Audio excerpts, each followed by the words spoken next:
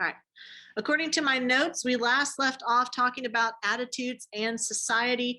We had talked about attribution, so the reasoning behind why we behave the way we do, whether it's internal or external, whether it is stable or unstable, parts of attribution for what occurs in our life. We also know that there is a bias towards seeing ourselves in a positive light while assuming that others are intrinsically doing that behavior because there's something wrong with them. So for instance, if I get into a car accident, then it's because there's a nail on the highway and my tire popped. If someone else gets in an accident, then I might think, oh, they're a terrible driver. They were probably texting and driving or something along those lines.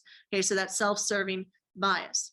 So now we're going to move on to attitudes, and specifically our attitudes in society. So how do attitudes form? How do they change over time? And then what effects do these attitudes have on our behavior? Now, Kurt Lewin, who is the father of social psychology, said that attitude is made up of 3 parts. You have your affects, your behaviors, and your cognitions. Affects are what? What is an affect?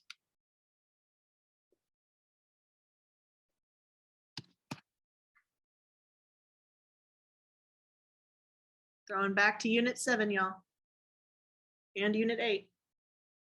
If someone has a flat affect, that's a negative symptom of schizophrenia. What does that mean that they lack?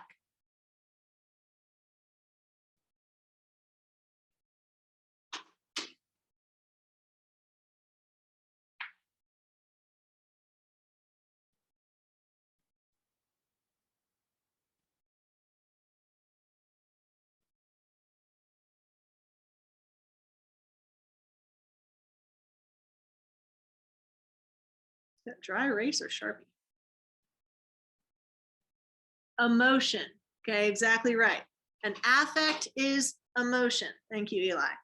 So your emotions or your feelings impact your attitudes. That's one part. Then you have your behaviors.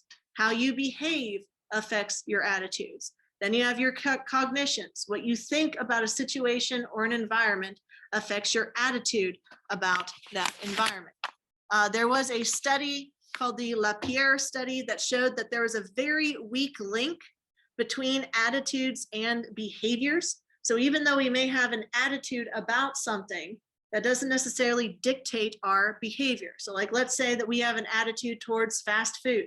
We know it is unhealthy. Cognitively, we know that it's not good to eat a Happy Meal every day. But yet we still go out and eat at McDonald's. So even if we know something is unhealthy cognitively, that doesn't necessarily impact our behavior. Sometimes we will act in ways that are contrary to our expressed beliefs. We good so far? Okay, so how would we define an attitude? An attitude is just how you feel about something. That's the simplest way to describe it. Okay, these are our reactions to situations or objects based on previous schemas. Remember, John Locke believed in tabula rasa, the blank slate, that we use our experiences in life to determine how we think or how we behave. So our attitudes are reactions to those experiences. Now, our attitudes are relatively unchanging, but that doesn't mean that they're always going to be permanent. You can change someone's attitude towards something, but in order to change an attitude, it helps to change the behavior. Okay, so you'd have to change your behavior regarding that attitude. Okay, so like for instance, what is y'all's attitude towards the Panthers, which I think is a football team? What do you think about them? How do you feel about the Panthers?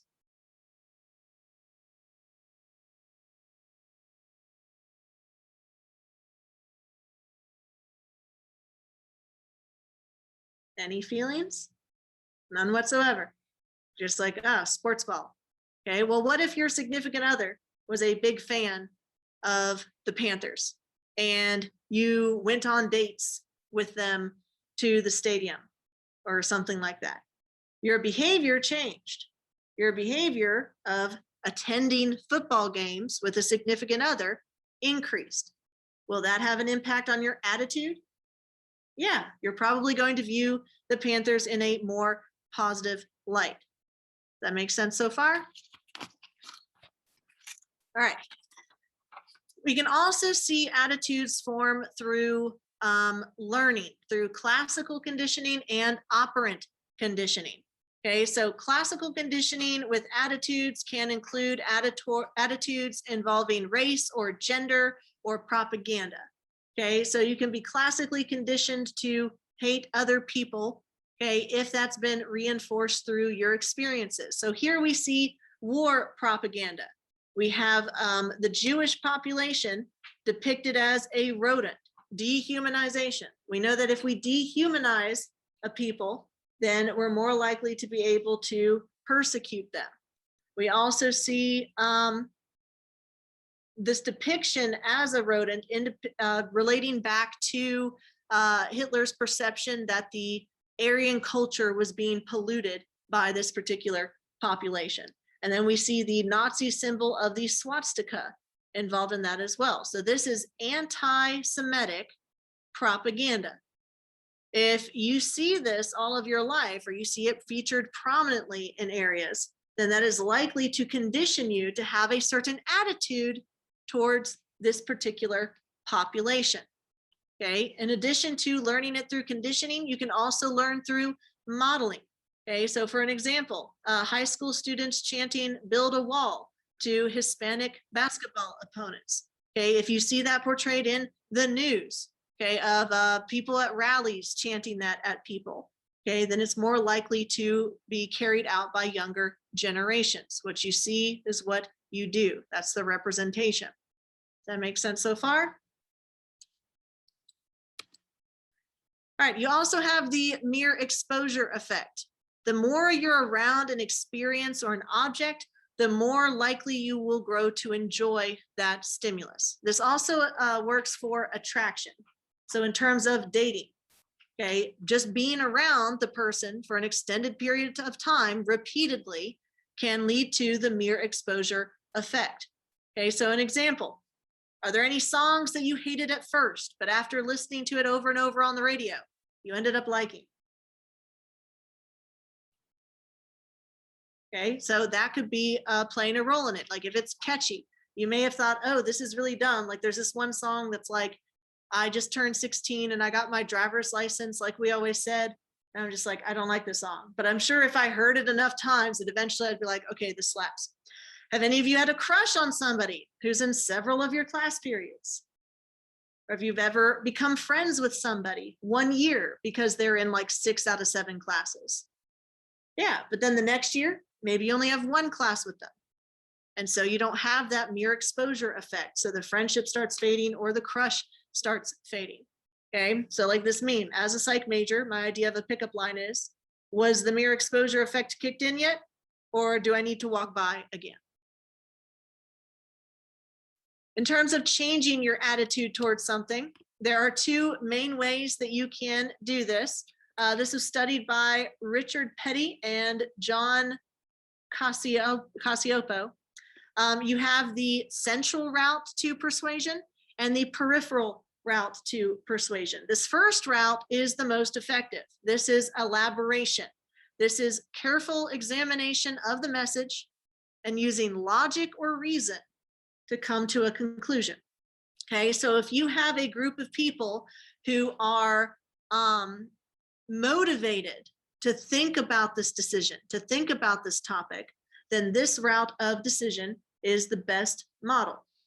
They're basically undecided. They may have a bias towards one side or the other, but if you present them with enough evidence, okay, empirically based evidence, then that could change their mind or can give them more of an opinion on this. Okay, so careful examination of a message to determine whether or not it's true. If you read a lot of articles on if cigarettes can kill people, and then you consider the author's points and if you agree or disagree. So if you read a bunch of articles about how dangerous vaping is, like I remember when it first came out, it was super, super popular. And then you start seeing articles about popcorn lung. Okay, well, you keep reading about popcorn lung and teenagers being put in ICU because their lungs collapsing or something like extreme like that. the more you read those articles, the more likely you are to take that information and say, okay, vaping must be bad, as opposed to reading about how much it helps with the cessation of smoking of cigarettes. Okay, so you're taking information for that elaborate central route to persuasion. If you want to look at it logically and reasonably, and you are highly motivated to think about the decision, then this is likely the route that's going to be the most effective. Does that make sense? Now, do most people follow this route? No. We tend to come in with preconceived notions about things, even if they're unconscious preconceived notions. And sometimes our ideas or attitudes about something can be changed by something that's completely irrational or illogical. That is the peripheral route to persuasion. Instead of relying on logic and reason, this relies more on emotion or other superficial factors. Okay, so like here, we see ads for hamburgers, for Hardee's. Are they using logic and reason to persuade you to shop or to buy your burgers at Hardee's? No, they're not giving you articles about how they use less trans fat, or it's fresh, never frozen, or it's cheaper than McDonald's. Here they're using a superficial, peripheral route to persuasion, attractive women. But it's very effective. The whole idea of, oh, sex sells. That's why you see it so much in commercials. Hardee's makes the best hamburgers. Is that true or not? I don't care. Look, they're in a bikini. Make sense? This is a more effective route for persuasion if the person's not motivated to change their mind based on reason or logic, and they already come in with a preconceived notion on the matter. Behavior can affect your attitude by predisposing you to behave in a certain way. So this is one of those ideas of, if you want to get better at persuading people, if you want to get people to do what you want, here are two methods that salesmen and CEOs and other people that deal with the public often use. You have the foot in the door phenomenon and the door in the face phenomenon. The foot in the door phenomenon is when you make a small request and they accept. So like if I say to Tatum, hey, do you have $1? I want to buy a soda. She's like, oh yeah, it's just $1, here you go. That means that if I come back to her later and I ask for $10, then she's more likely to comply, because she's decided, well, I've already given her $1 before, so I must comply with this larger request. You comply with the larger request after you've already complied with the smaller one. This is the idea behind gateway drugs, okay, where it's like, oh, well, if you've already done this, then that's not that far from doing this next step. Or stealing. If you think, oh, I'm just going to steal this one little thing, it's from Walmart, it's not going to affect them, but then you just keep going over time, and it can lead to more complex behaviors. Racism could fall under that. Okay, when it comes to inappropriate behaviors and jokes, like if you're ever around somebody and they start making racist jokes and you just laugh uncomfortably or you don't say anything, okay, then they're going to take that as a sign that, oh, this is okay, and I can continue to escalate, or I can continue to make more jokes that way, because they're not getting any pushback from it. That's foot in the door. Or if you hear somebody joking about rape or sexual assault and somebody starts laughing, they see that as encouragement. They see that as the foot in the door. I made that joke that one time with this one person.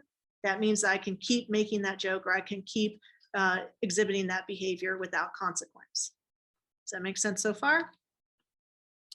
The other route to persuasion is the door in the face phenomenon. This is when you come out with a big request.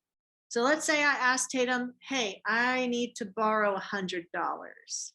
Well, Tatum's probably gonna be like, excuse me? It's like, yeah, teachers don't get paid a lot.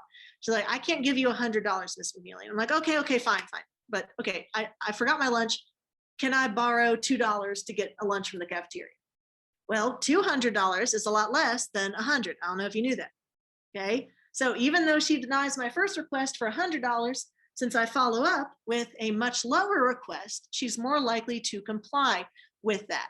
This plays into our sense of reciprocity, which is always a fun word to say and to spell. Since you adjusted your request from $100 to $2, it seems fair to adjust your response. You said no the first time, but then they came back to compromise. Okay, I don't need 100, I need 2. So you're like, okay, that's fair. Does that make sense so far? Same thing that they do with like requests for political campaign donations, or like when you graduate college, they're just going to keep sending you mail asking for money. There's like, what'd y'all do with the thousands of dollars I already gave you? They're like, no, we need more. I'm like, okay, fine. They'll ask for like, oh, $100 donation, but then they'll also put other amount. So you're like guilted into, you're like, well, I can't give 100, but I'll throw in $10 for the scholarship fund. In terms of your attitudes and behavior, we do have a role between cognitive dissonance and your attitudes. So remember, cognitive dissonance is when you're uncomfortable because of the disconnect between how you behave and how you think. Okay, so like for instance, you know that littering is bad, right? Everyone understands that, right? It's not rocket science. But you may think, oh, I'm going to throw this McChicken wrapper out my window this one time because it's really not that bad. It's paper, it'll decompose easier. I need it out of my car because I'm rushing, something along those lines, where you know littering is wrong, but you still participate in the behavior. So you have to try to decrease that discomfort. You have to reason with yourself and say, oh, it's not as bad as what other people do, or it's not as bad as what corporations do. This one thing isn't going to ruin the world. Okay, so that's how we make up the line dividing our behavior and our cognition. So if you want to change an attitude, it's more effective to change the behavior rather than how they think about the attitude. Let me give you all a minute to type that because I can see you typing.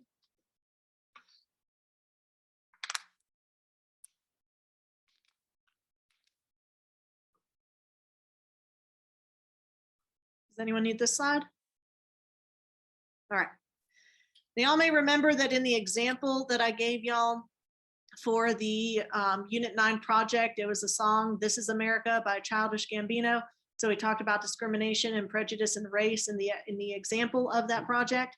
That does play a role in social psychology. So we're going to talk about all of these categories. We're going to talk about prejudice, discrimination, stereotyping, dehumanization, racism, and ethnocentrism. Okay, so racism is the categorization of a person or a group based on their race or ethnicity. Okay, that's part one. There's multiple parts to it. Part one is categorization based on race or ethnicity.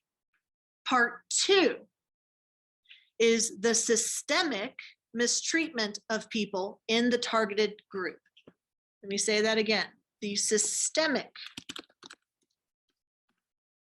mistreatment of that targeted group. So not only do you have to categorize them as a group based on race or ethnicity, there also has to be a system in place or an institution that's focused on targeting them. Does that make sense? Ethnocentrism, and I'll type that in the chat, is judging other cultures based only on the values of your own culture. Okay, so you look at another culture and you're like, oh, that's weird. Why do they do it that way? Like, if you look at a culture that's vegetarian, and as Americans, we put meat in every meal, breakfast, lunch, dinner, snacks, second breakfast. Okay, there's sausage in literally all of our biscuits. We may look at another culture that's primarily vegetarian and just be like, how? Okay, but then also other cultures look at us and think, what's going on with them? For instance, I saw on Twitter a bunch of like Canadians and Europeans. They're all just like, so wait a minute. You're telling me that every day that you're in school, at the very beginning, everyone stands up and salutes the flag and recites a pledge. Like to us, that's normal because we've done it K through 12th grade. You stand up, you salute the pledge, you do the Pledge of Allegiance. In other countries, that is weird. They're just like, okay, this is getting a little like creepy. with how you're like, they call it like indoctrinating the kids. To us, we don't see it like that because it's a part of our culture. Other cultures look at it and they're just like, it's kind of leaning on the side of like nationalism, which is probably not a good look. Does that make sense? Or you could make fun of how the British put, was it beans on toast? You're just like, why? Why is that? Maybe it tastes good. I don't know. I'm not going to try it. If you go into the Schoology page, I have a video discussing race. There's an experiment where you have these, I think they're elementary students. They're definitely elementary students. I just don't remember what grade. And they're divided in a class between brown-eyed children and blue-eyed children. And so they use this as an explanation of how racism is systemic mistreatment of a group rather than just focusing on a difference within a group. So I would highly recommend that if you have time to watch that class divided video. There's going to be a trigger warning for certain words related to racism. So if you prefer not to watch it, then that's your choice. But if you're interested in the topic, that is available for y'all in the Schoology page. Okay, so what is prejudice? Prejudice is a thought, not a behavior. Discrimination is the behavior. So we have to distinguish between those two things. Prejudice is a thought. Stereotypes play into prejudice. A stereotype is an overgeneralized attitude about a group. You could have quote unquote positive stereotypes versus quote unquote negative stereotypes. But even if you're like, oh, the role model stereotype, and you're like, oh, but that's a good characterization, it's still a stereotype, and you shouldn't overgeneralize about people. So these stereotypes demand that all members of a group fit the image of that group. Like in terms of gender roles. If you're a girl, then there might be stereotypes about, I don't know. I'm trying to think of a stereotype now, top of my head, about women. There might be an overgeneralization that you don't know how to fix cars, or that you don't know about cars. So if you go into a mechanic, they may, based off that stereotype, try to jack up the prices on your bill. Okay, that's the idea that, oh, women aren't involved in mechanical car parts. Okay, that's an overgeneralization. Can women know about cars, know how to fix cars and know about cars? Yes, absolutely. Anybody can. Okay, but it's an overgeneralization of what the female gender role is supposed to be. These stereotypes or these prejudices are unjustified negative judgments about a group. So like here, blondes versus brunettes. Blondes are adored, brunettes are ignored. Or if you want to do a negative stereotype about blondes, like, oh, blondes are so ditzy and dumb. Okay, that is a prejudice. That is a thought towards a group. It doesn't quite reach the level of discrimination. Once that thought becomes behavior, that's when it starts going over into the field of discrimination. So prejudice is prejudging a person based on what group you interpret them to be a part of. So with prejudice and stereotypes in society, a prejudice and a stereotype, those are thoughts, not actions. The discrimination based on those thoughts is a type of action. Okay, so when we talk about discrimination, we're talking about a group in power perpetuating negative actions against a group that's not in power. Okay, so racism is the categorization of a person or a group based on their race or ethnicity. And then, bless you, part two, you also have to have the power to discriminate against that group. It has to be systemic mistreatment of the people within a targeted group. So racism has two parts, the prejudice part and the discrimination part. There's a difference between individual prejudice and institutional racism. Does that make sense so far? Okay, so racism is discrimination plus the power to discriminate, individual versus institutionalized. Ethnocentrism is judging other cultures only based on your cultures or your background. So there may be something that's completely normal to you based on your upbringing or the culture that you're raised in, but other cultures may see it as strange. For instance, beans on toast. Where is that a normal thing? England. Do we eat beans on toast over here? I don't. I don't know about y'all, if y'all do that. But also, if you look at the foreign perspective of things that Americans do, that's weird. Pledging the allegiance every day in school from kindergarten till 12th grade.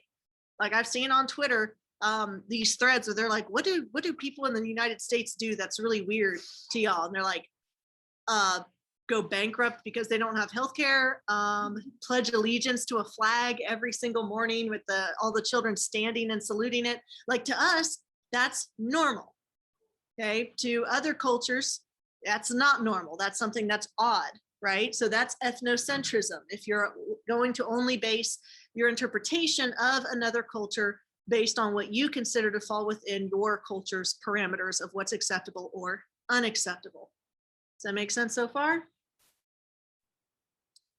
All right, so with prejudice and stereotypes. Prejudice and stereotypes are thoughts. These can be positive or negative beliefs, okay? But they're mostly going to be unjustified negative judgments about the group. The word prejudge is in the word prejudice, okay? But there can also be some stereotypes about certain groups that people view as like the model stereotype or positive stereotypes that still nonetheless are damaging to that group.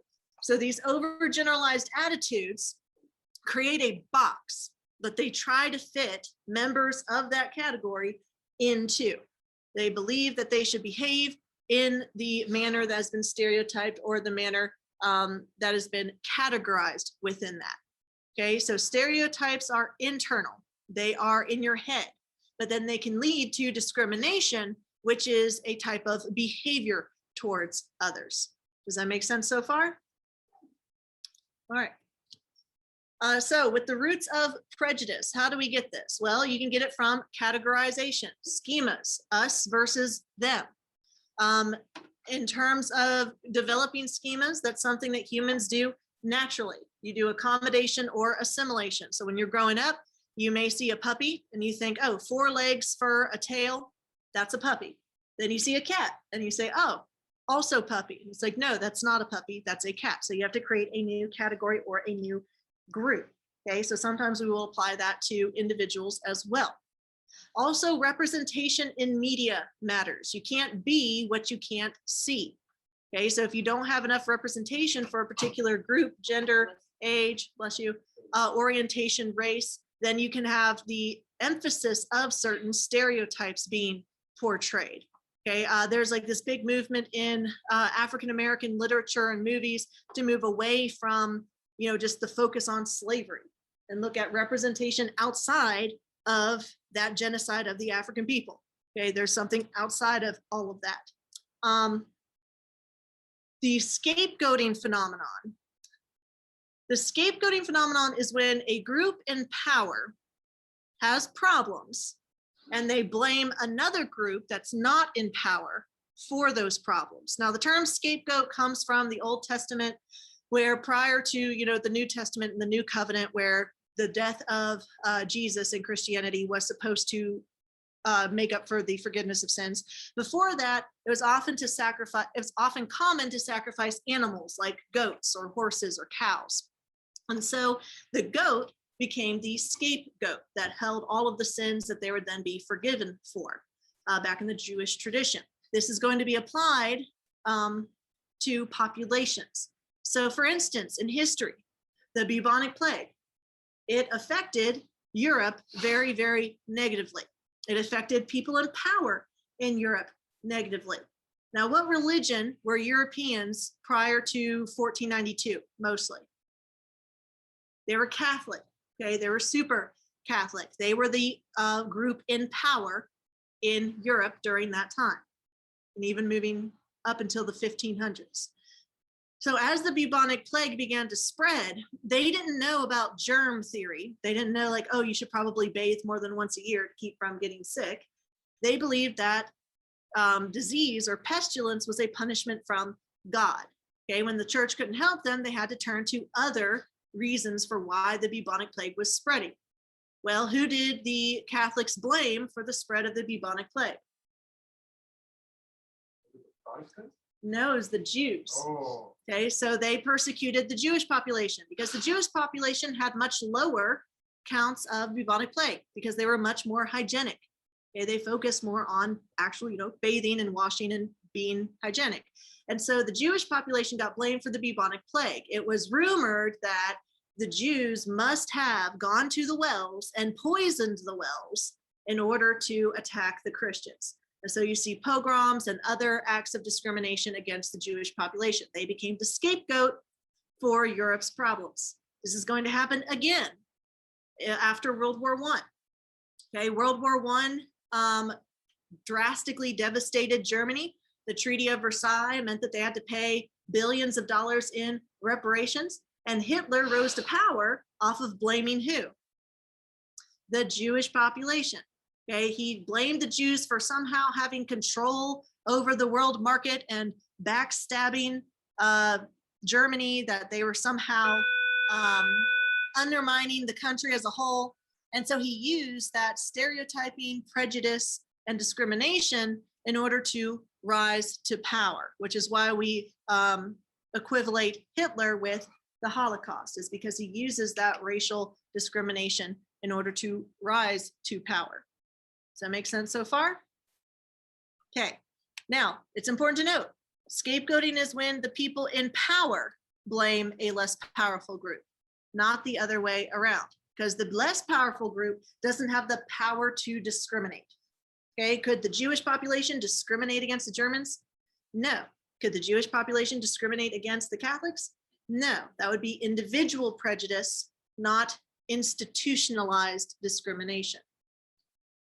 Another bias that reinforces this idea of stereotypes and prejudice is the just world phenomenon, which a shorter way of saying that is just saying karma. If you're a good person, good things happen to you.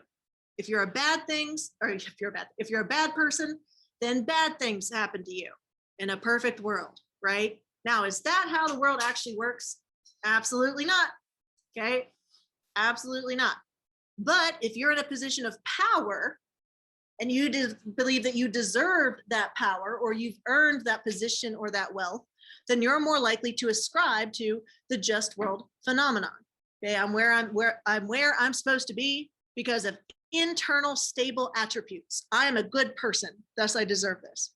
But if someone else is going through a hard time or going through difficulties, then it can't be external, unstable attributes like the economy or the housing market. It must be something specific to them. Okay, so like the just world phenomenon, you'd have the example of, oh, homeless people are homeless because they're lazy. Okay, that is not an accurate statement. Many homeless people hold down jobs, but do you know where you can live in the United States working a minimum wage job full time? Nowhere. Literally nowhere. Okay, so this is another one of those just world phenomenons bias of I'm where I'm at because I deserve to be where I'm at, and other people don't deserve what I have because there's something inherently wrong with them. Okay, so here we have the little fish. It says there's no justice in the world. The middle fish, there's some justice in the world. Big fish, the world is just. So you don't see this reversal of the just world phenomenon by the people out of power. You only see it utilized by the people in power. Are we good so far? All right, so if prejudice is a thought, then discrimination is a behavior. And discrimination can be differing treatment towards a group or a category of people. You can discriminate against someone based on race, gender, age, orientation, ableism, which is where they may have a disability or they're differently abled and they're discriminated against. There's a lot of different ways that people can face discrimination. But racism specifically is discrimination against a race and the power to discriminate against that group. Okay, so individual versus institutional. So with stereotypes and prejudice, those are thoughts in your head, but discrimination involves behavior towards others, and it always involves behavior. Are we good on this slide? Okay, so we talked about stereotyping, where it's a generalization of a group based on an idea of what that group is or is not. So here we see some examples, especially after 9/11. I don't think y'all were alive then, were you? Okay, so after 9/11, we see increased Islamophobia. Okay, the assumption that all Muslims must somehow have it out against the Americans. So racism and discrimination that occurred with that. We've seen an increase in racial attacks against Asian Americans during the pandemic. I think there's one grandmother who got attacked and she put the guy in the hospital because she fought back. We see discrimination against the African American population in America. There's a lot of conversation around that regarding hair. I remember a couple of years back, there was a wrestler at a high school team who wanted to compete, and at the competition, they told him, you can't compete unless you shave off your dreadlocks, like right there in front of everybody. And you remember seeing that? And so they completely, oh, you saw that? Yeah. It was like, right.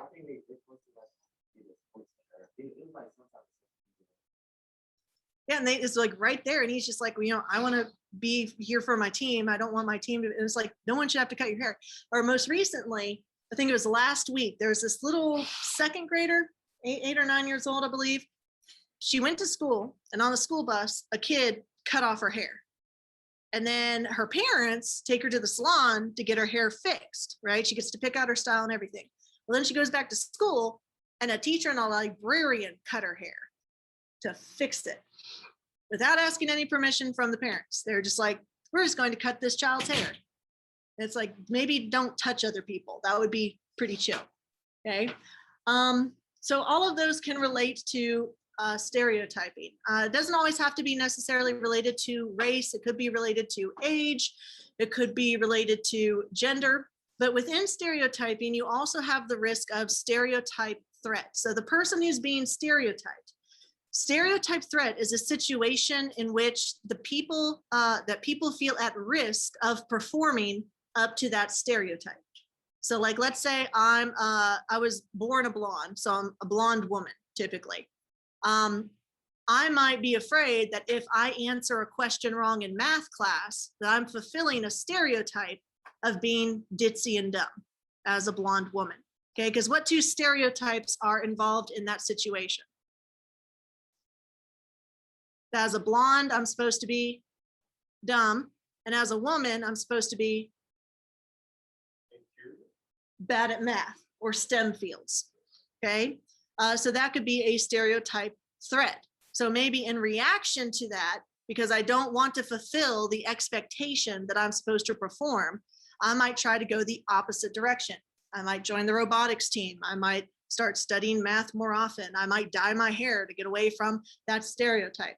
Okay, so that would fall into stereotype threat. If y'all are working on your Unit 9 projects, the song lyrics one, all of this that we're doing on prejudice and discrimination and racism, Tucker, you okay? I just see like that would be probably a good topic to cover because a lot of songs are going to discuss that content. We're also going to talk about rules of attraction in social psych. That could fall into that, and conformity and obedience and compliance. So you could have a lot of songs that would fall within that unit. Does anyone have any questions about this slide? So again, the most important part of this is that prejudice is a thought, discrimination is a behavior.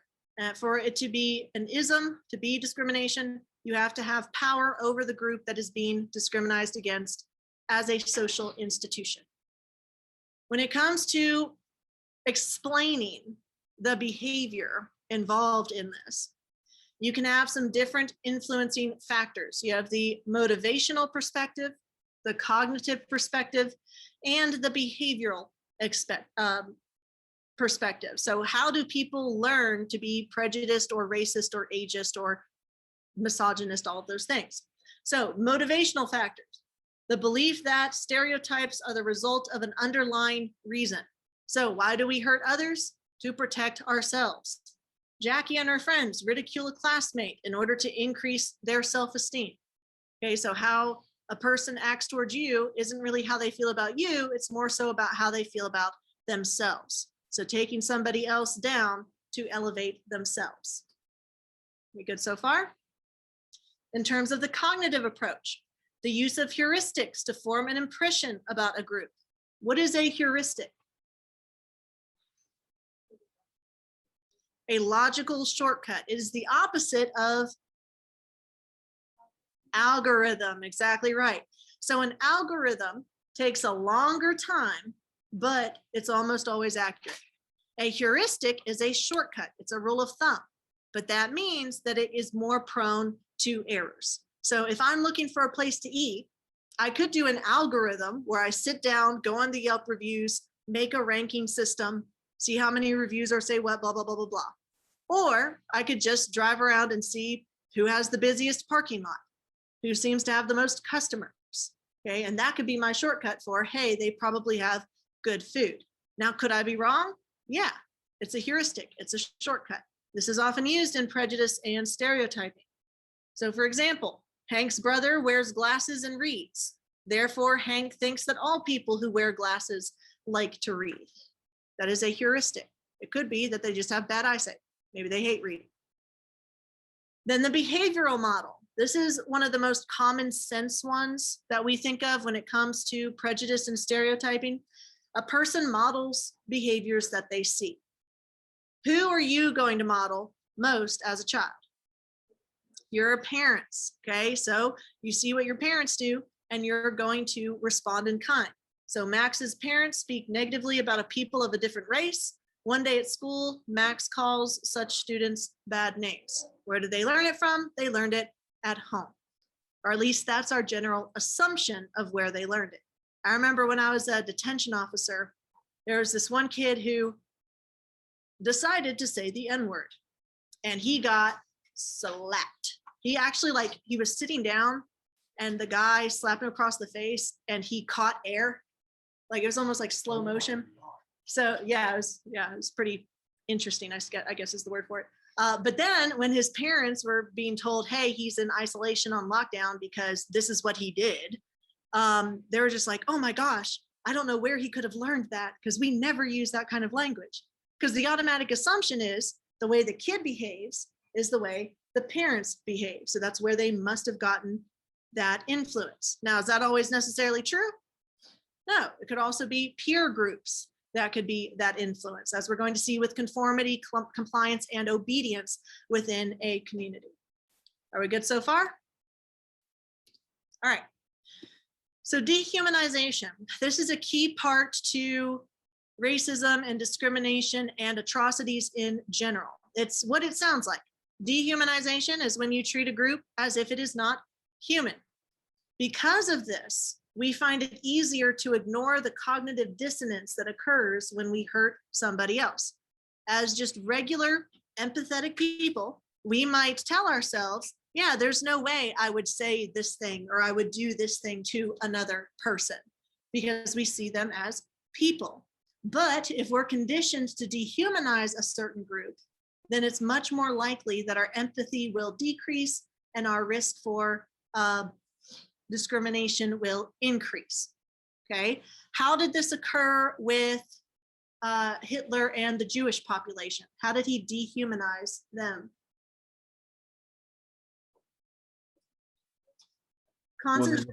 Like the numbers? Yes. In the concentration camps, and I actually did my senior thesis on this, the people that came in that weren't immediately executed would have their head shaved, their clothing taken away from them, and they would be tattooed with a number. They would not be referred to by their names. Instead, they were always referred to as a number. Okay, so dehumanizing there, making a person into a barcode. But did the Holocaust immediately take off with concentration camps and the gassing of humans? No. How did it start?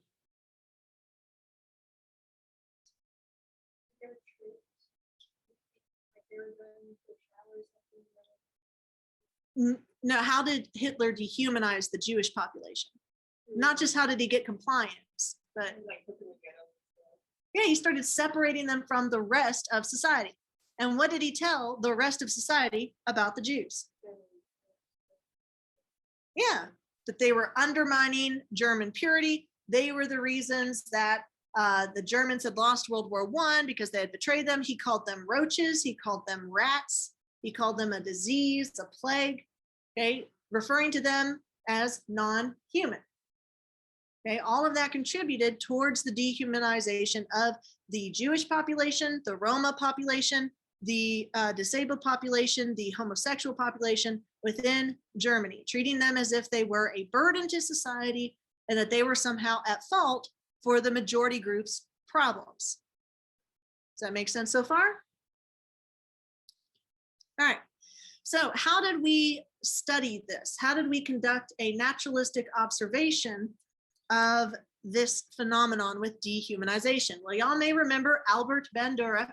He is going to come up with a study or an experiment within a college where he has college students being trained to, or being told that they're going to train another group of college students. So all of you are the college students, right, in the experiment. I tell you that I'm going to have a group of students and you're going to teach them something or train them using shocks. So every time they get the answer wrong, you're supposed to shock them. This sounds a lot like what experiment? Stanley Milgram experiment. Okay, we're seeing how far they would shock people if a person of authority told them, hey, keep shocking. So y'all are told students are going to arrive. Let's say it's like the Baldwin or Floyd students when they do the tour, right? And you have to shock them whenever they get an answer wrong to one of your questions. Now, when the students arrive, let's say I tell this group, Kiera, Gavin, and Sam, the subjects from the other school are here. Neutral. Y'all are my control group. There's no variable influencing how you behave towards them. Then to Felix, Matthew, and Ella Beth, I say the humanized line. The subjects from the other school are here and they seem nice. Then to the rest of you, I say the subjects from the other school are here and they seem like animals. This group is going to be less empathetic and more aggressive with their shocking. This group is going to be more empathetic. This group is going to be neutral. Okay, no effect on that baseline. So they are our baseline for it. So what this shows is that if you dehumanize someone, even with just words, something as simple as they seem nice or they seem like animals, then you can see escalated aggression towards that group. So the boys who imagined their victims as animals progressively elevated their shock levels significantly more than the neutral group. Humanizing labels help to reduce the aggression significantly below the level of the neutral control. So it goes from humanized, neutral, dehumanized in terms of levels of aggression. When the participants were interviewed subsequently about why they behaved as they did, what the researchers found was that the experimental condition enabled them to become morally disengaged, to activate a set of psychological mechanisms that minimized the evil of their deeds while justifying it in a variety of ways. After World War II, okay, humanity was shocked that something of the scale of the Holocaust could ever have happened. Thus, we had the Nuremberg trials, where Nazis were put on trial for their crimes against the Geneva Convention and against humanity. What was their common refrain for why they did what they did? Yeah, they were just following orders. Okay, so that ties us into obedience and compliance and conformity. They justified what they were doing in a variety of ways. It was for the greater good of Germany. It was just the Jewish population. They were just following orders. It was their job.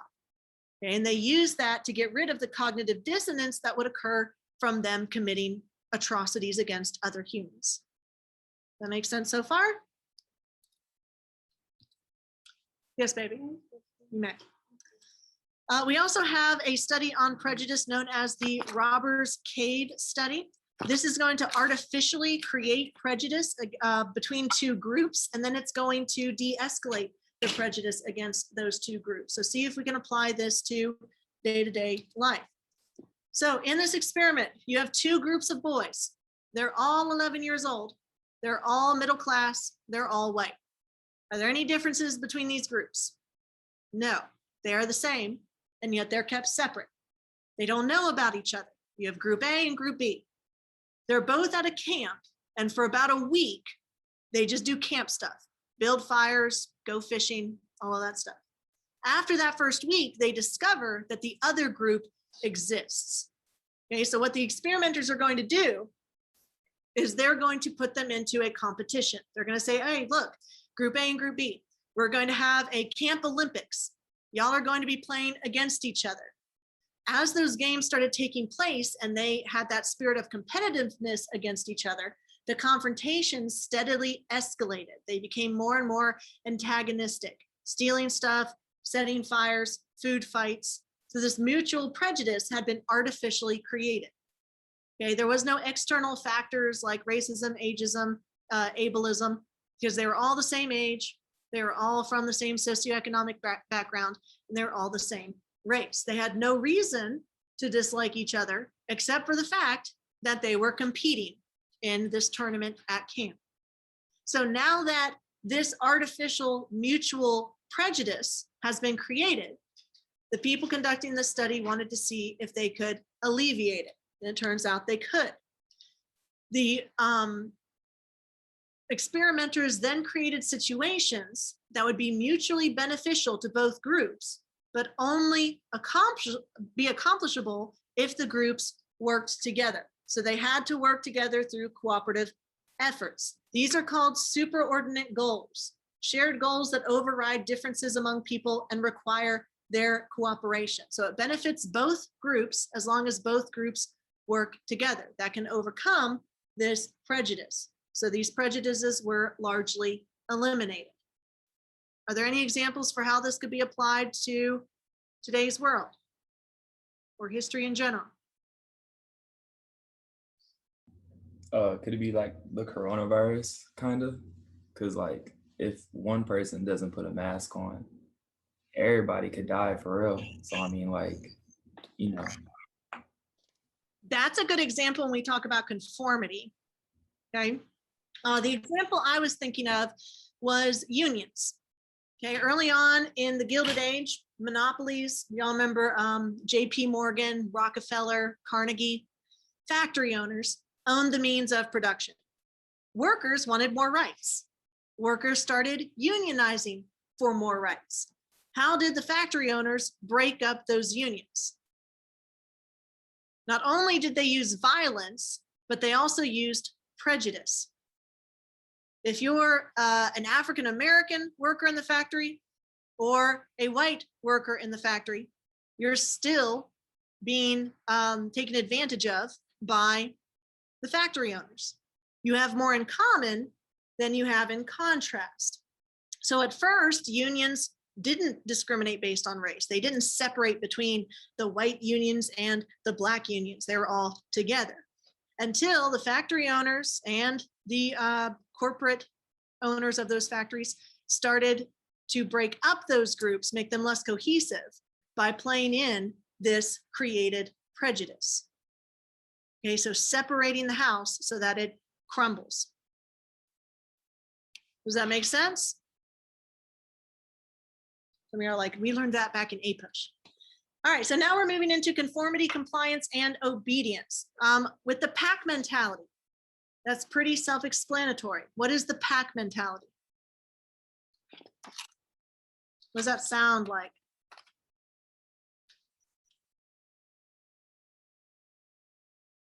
Together, ape strong.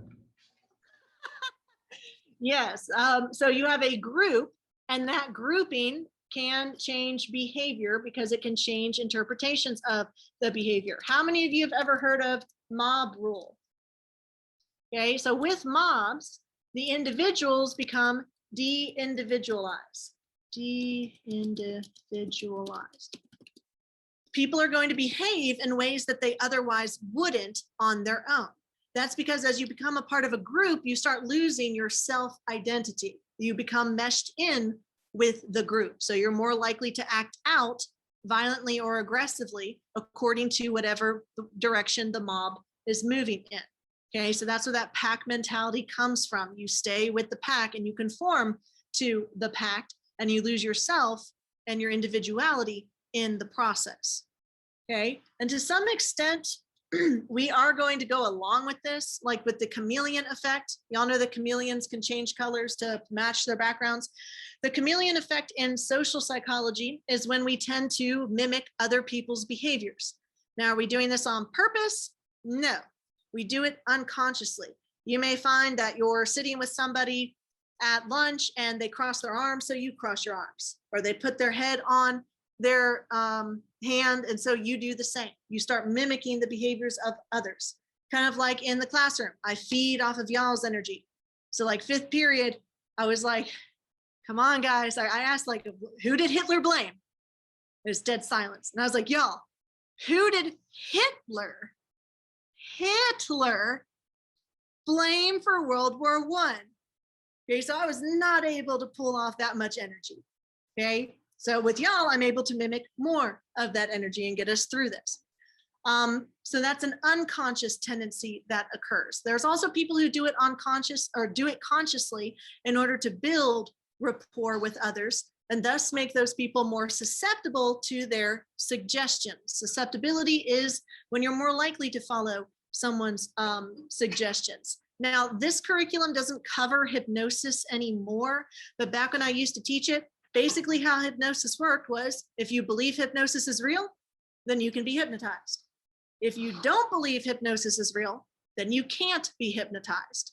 It all relies on suggestibility. Okay, that placebo effect. Now, conformity, like Nathan was talking about before, this is changing your behavior or thinking to coincide with the group's standard. Okay, so whatever group you are a part of. So if all of your friends are wearing masks when they go out, then you're more likely to adhere to that same policy. If your parents wear masks, then you're more likely to wear masks. It just kind of falls within that category. Keep in mind that conformity is when you change your behavior or thinking. You are adapting to the circumstances. So it's conditions that increase the chance of conformity. Well, number one, you have social insecurity. Okay, let's say that you're with a group of friends and they start making fun of some other person in your class. Well, if you have low social security, if you feel like you're the extra in the group, maybe as an individual, you wouldn't bully somebody else. But because you want to maintain your status in the group, you're more likely to conform to their bullying of others. Okay, so de-individualization, pack mentality. You're unstable or insecure in your social standing, and so you're going to follow the group. The group over 3. The larger a group, the harder it is to break from those standards. Y'all may remember from the Ash Line conformity study. There are 7 people in the study, 6 of them say the wrong answer, then the 7th person is likely to say the wrong answer. But if a single person within that group decides, no, I'm going to go with answer B, then the pressure to conform is lessened to a degree. Okay, so groups, the more people in a group, the less likely you are to not conform. If the group is unanimous, you're likely to just go along with the flow, especially if you perceive that the whole group is unanimous. So for instance, if I asked y'all, do you want a pizza party or a Zaxby's party that's catered? And then everybody says Zaxby's. Well, what if Gavin really wants pizza?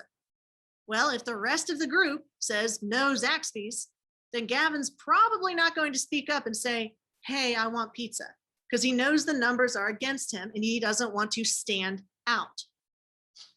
If you admire the group, that's pretty self-explanatory. If you have no prior commitment to a belief, okay, so if you just come across a group and you don't already have a set opinion on something, then you're more likely to conform because you have less stake in it. Like if in Mean Girls, they say, on Wednesdays, we wear pink. Well, if you already have pink clothing and you don't particularly detest the color pink, then you're more likely to conform to that requirement that on Wednesdays we wear pink. If you're being observed, you're more likely to conform. Okay, like if you know you're being observed at lunch and they're checking to make sure your noses are covered. I've seen like 2 kids, like one student I didn't even know. I walked by and they like put their mask up. So it's like interesting seeing that in play. The culture encourages respect for social standards. Okay, that depends on the culture as well. I remember when I was a senior, one of my peers didn't stand for the Pledge of Allegiance as like everyone else was. So it just seemed like this big deal, right? So going against the group, okay, going against the standards for that society for what's acceptable versus unacceptable, it takes a lot, okay? Because oftentimes we experience pressure to conform. And that if we don't conform to those social standards, then we stand the risk of being ostracized, which nobody wants to happen. Okay, so normative social influence. This is just saying we follow social norms because we don't want to stand out. Again, because it can run a risk of disapproval. So we're more likely to want to gain approval rather than lose that approval. However, different cultures have different standards. So for instance, in the United States, are you supposed to slurp your food or chew with your mouth open or burp? No, that's seen as rude. Okay? In other cultures, like in the Japanese culture, it's polite to eat with gusto to show appreciation. In Japan, it's polite to repeat a compliment 3 times to show that you're genuine about it. Okay, but if I repeat a compliment to you 3 times, you might be like, okay, I get it. Like, stop, you weirdo. I'm getting uncomfortable. Sam, when did you put in Hitler blamed the Jews? That was like 5 minutes ago. Like 17 seconds after you said it. Okay. Okay, that, yeah. Who did Hitler blame for World War I? And then I was like, So let me get that into the chat.